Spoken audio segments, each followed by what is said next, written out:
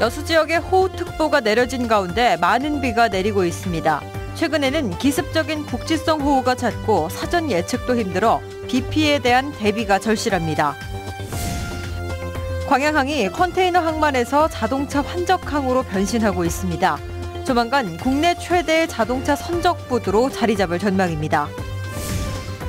유해성 논란이 큰 유전자 조작 농산물이 학교 급식에서 퇴출될 것으로 보입니다.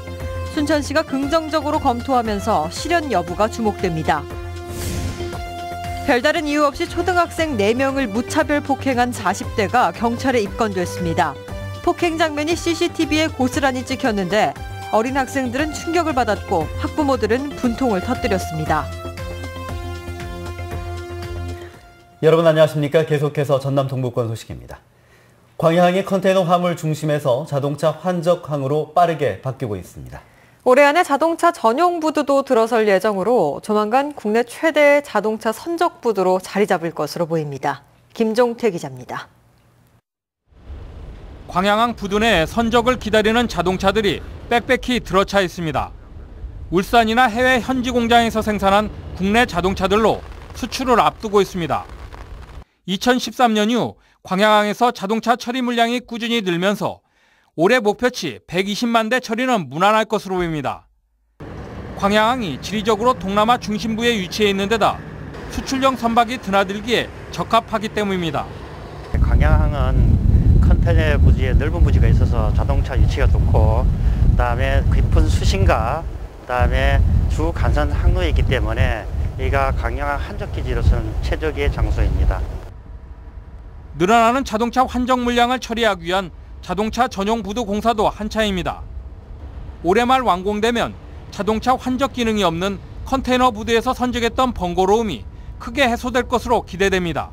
금년 말까지 4개 선색의 포장이 완료되면 내년부터는 자동차 전용 부두로 활용할 수 있기 때문에 광양이 앞으로도 환적기로서 더 발전할 것 같습니다. 하지만 아직 환적 물량이 국내 자동차에 머물러 있는 점은 해결 과제. 지속적인 물동량 유치를 통해 국제적인 자동차 물류가 교차하는 환적 중심 기지로 전환하려면 외제차 물량 확보가 필요하다는 것입니다.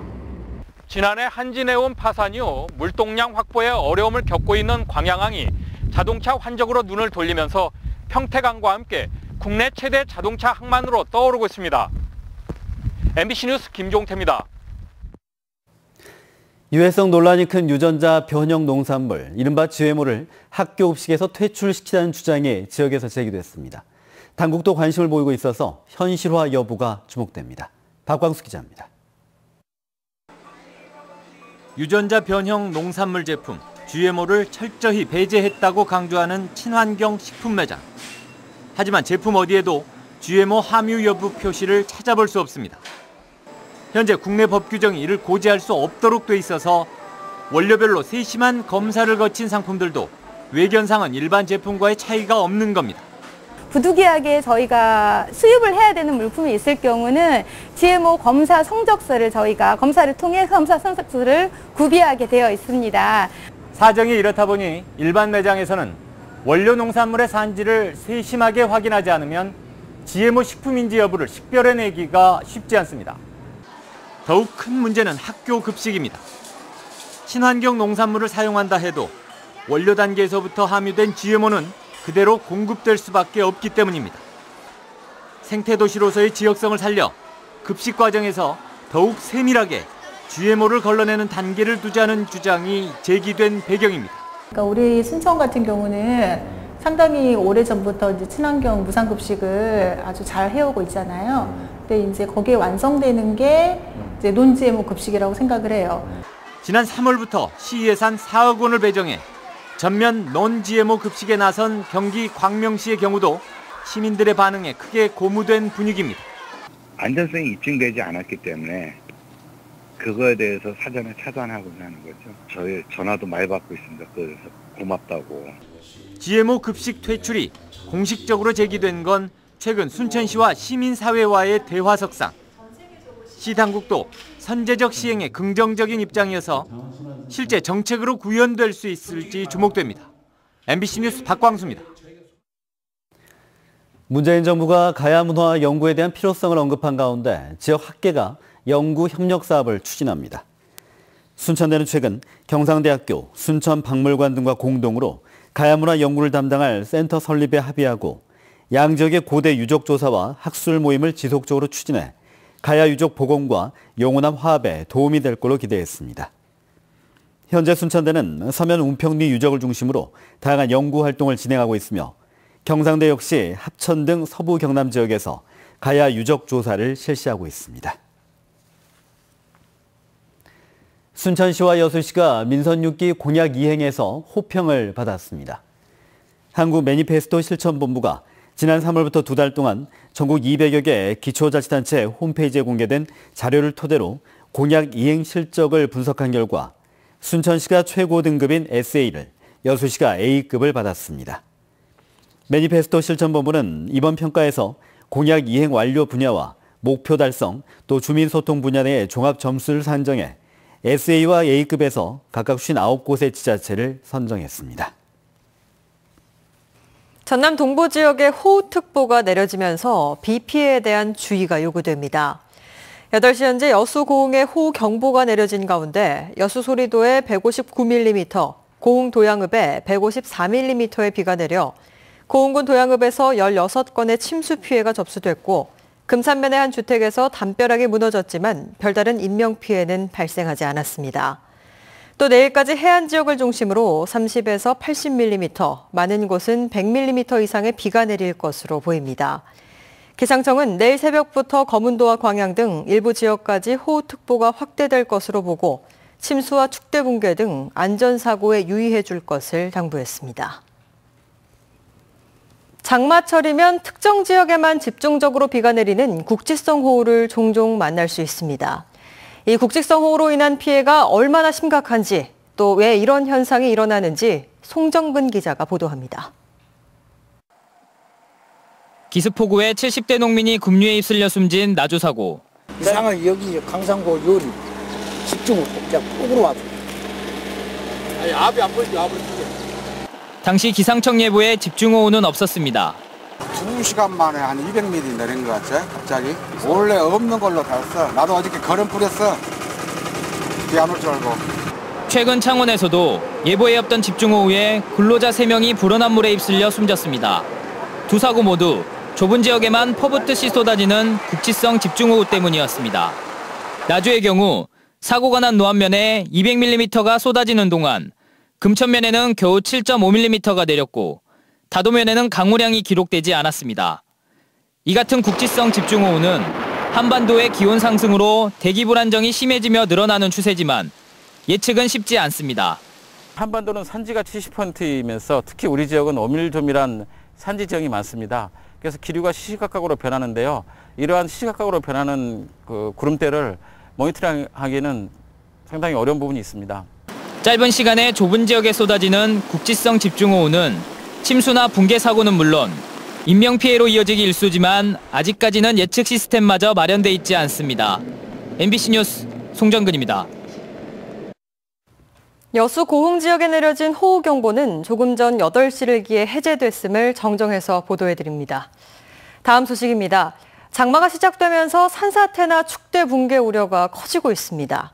민간 공사 현장이나 주택가 밀집 지역 등 장마철 관리 사각지대가 한두 곳이 아닙니다. 김양훈 기자가 취재했습니다. 목포 원도심의 주택 밀집 지역입니다. 축대 곳곳에 금이가 있고 틈새도 벌어져 있습니다. 장마가 시작되면서 주민들은 밤잠을 이루지 못하고 있습니다. 불안하고 축대가 언제 허물어질지 몰라가지고 항시 저녁이면 잠을 못 자고. 주택 마당이 푹 꺼졌고 담은 무너져 내렸습니다. 언제 추가 붕괴가 있을지 모를 정도로 위태롭습니다. 빈집들이 그대로 방치되면서 옆집 안전까지 위협하고 있습니다. 신축 아파트 터파기 공사 현장입니다. 변변한 양수시설도 경사면에서 토사가 흘러내리는 것을 방지할 비닐막조차 없습니다. 집중호우에 따른 공사 현장 토사 유실과 붕괴 사고 위험이 커지고 있습니다. 또 비가 오면은 산사태도 날 걱정도 되고 밤에 잠도 잘 안 오고 저는 좀 불면증이 많이 생겼습니다. 최근 업체 측과 분진과 소음 피해 대책 회의까지 했던 목포시. 장마 대비에는 손을 놓고 있습니다. 민간 공사 현장이나 노후주택 밀집 지역에 대해서는 지자체의 집중호우 피해 예방 대책이 너무 미흡합니다. 자치단체의 관리를 받지 못하는 자연재해 사각지대 주민들은 지금도 불안한 하루를 보내고 있습니다. MBC 뉴스 김양훈입니다.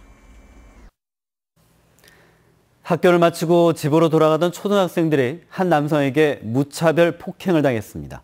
어린 자녀들이 받은 큰 충격에 피해 학부모들은 분통을 터뜨리고 있습니다. 문영철 기자입니다. 아파트 단지 앞 도로. 한 남성이 길에 서 있던 초등학생의 뺨을 다짜고짜 내리칩니다. 학생이 몸을 휘청이며 뒷걸음질 치지만 폭행은 멈추지 않습니다. 남성은 이 장면을 지켜보던 다른 학생들에게도 다가가 연이어 뺨을 때립니다. 44살 황모 씨는 지난달 초 집으로 향하던 초등학교 5학년 학생 4명을 갑자기 불러 세운 뒤 무자비하게 폭행을 이어갔습니다. 너무 당황스럽고 좀 화나기도 했어요. 뭐라고 반박하면 더 때릴 것 같아서 겁나서 못했어요. 당시 황 씨는 인근 정류장에서 버스를 기다리던 중이었습니다. 황 씨는 피해 학생들이 이 정류장 칸막이를 건드리고 지나간 것에 화가 나 폭행을 한 것으로 알려졌습니다. 발에 걸려가지고 넘어졌어요. 뒤쪽을 잡았는데 그 소리가 울려가지고 아저씨 화난 것 같아요. 영문도 모른 채 날벼락을 맞은 어린 학생들은 한참이나 공포에 떨어야 했습니다. 피해 학부모들은 경찰에 진단서를 제출하고 황 씨를 엄벌에 처해 줄 것을 요구하고 있습니다. 그 충격을 다시 꺼내는 것 같기도 해서 이야기도 좀 못하고 뒤집어지겠죠. 보통 마음이겠습니까? 그럼 그걸 보고 지금. 사건을 수사하고 있는 경찰은 폭행과 상해 혐의를 적용해 다음 주쯤 황 씨를 검찰에 송치할 예정입니다. MBC 뉴스 문형철입니다.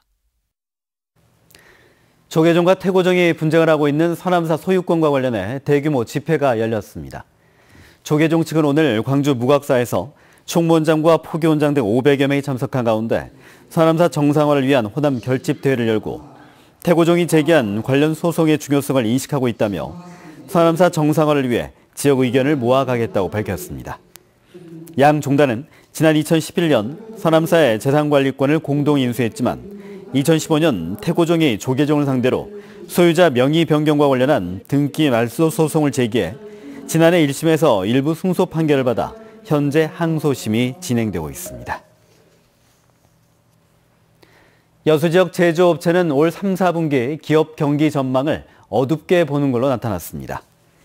여수 상공회의소가 여수 지역에 있는 250개 제조업체를 대상으로 기업 경기 전망조사 BSI를 조사한 결과 올 3, 4분기 전망은 전분기 대비 4포인트 하락한 83으로 나타나 기업 경기가 여전히 어려울 걸로 전망했습니다.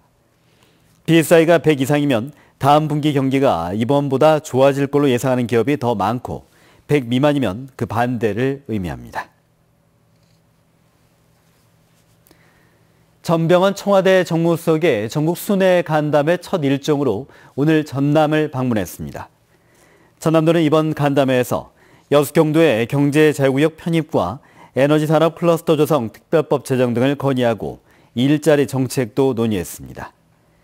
이에 대해 전 정무수석은 현안 문제 해결을 위해 관계부처와 적극 협력하겠다고 밝히고 전라남도도 지방분권에 대한 방향을 적극적으로 제시해달라고 주문했습니다.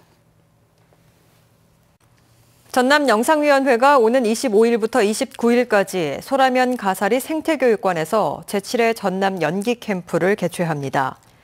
전남 연기 캠프는 전남 동부 3개시와 전라남도 교육청에서 주최하고 전남영상위원회가 주관하는 청소년 영상예술 교육 프로그램으로 연극, 연기, 실용음악 등 4개 반 50명을 모집합니다. 무료로 진행되는 이번 캠프는 전남 소재 고등학생이면 누구나 참여할 수 있으며 오는 14일까지 전남영상위원회로 신청하면 됩니다.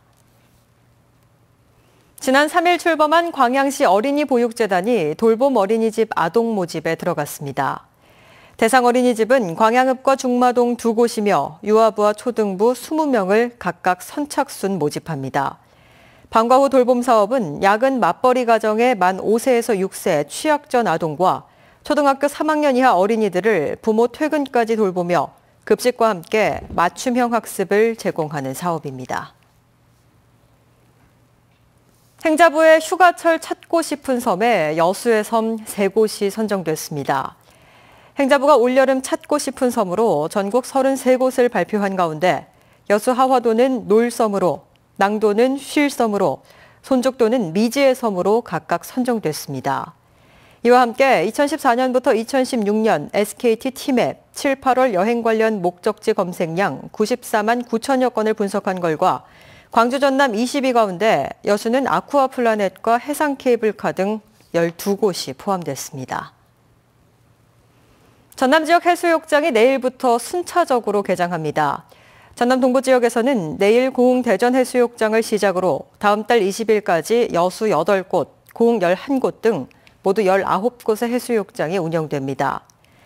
이에 따라 여수해경과 각 지자체는 해수욕장에 구조 인력과 안전요원, 응급구조 장비를 배치해 안전사고 예방에 나설 계획입니다. 광양시가 추진하고 있는 노후된 경유자동차 조기 폐차 지원 사업이 호응을 얻고 있습니다. 광양시는 올해 1월부터 지난달까지 2005년 12월 31일 이전에 제작된 2톤 이상의 노후 경유차가 폐차를 신청할 경우 모두 340대 차량에 대해 대당 165만 원에서 770만 원까지 지원했습니다. 광양시는 노후된 경유자동차의 배출가스로 인한 대기오염을 줄이기 위해 폐차 지원 사업을 벌이고 있다며 올해 남아있는 1억 1천여만 원의 예산을 들여 폐차 지원 사업을 벌일 예정이라고 밝혔습니다.